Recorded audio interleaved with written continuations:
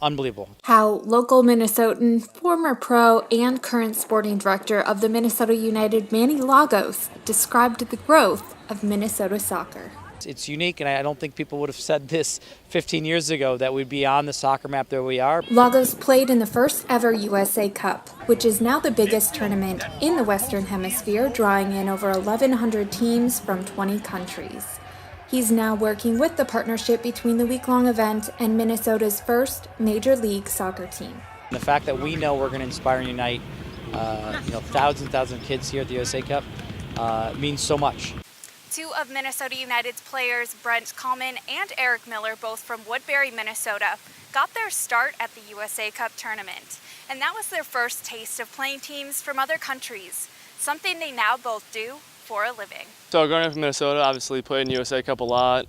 Had the pleasure of getting beaten pretty badly by some of the foreign teams that came over a couple of times, which was a lot of fun to just see kind of the level that they were at compared to us. We played against a team from Mexico out on the A fields, and we got absolutely destroyed. The score was like 10-1, and we got into their box one time and we drew a penalty and we scored. That was the only time we even came close to scoring. So that was kind of my first exposure to like a really high level that was way above me. Kind of opened my eyes.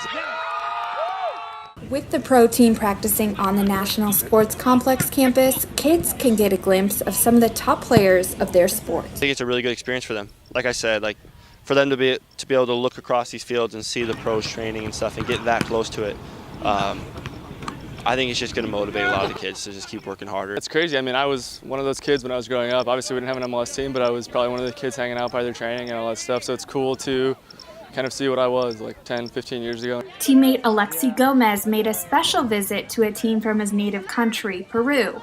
And when asked if he wanted to leave after a crowd came, he said nope, not until he finished signing all of the autographs.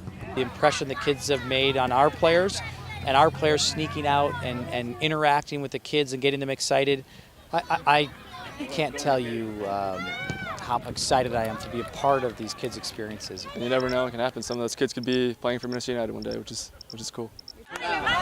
Reporting from Blaine, Minnesota, I'm Tricia Fishbune.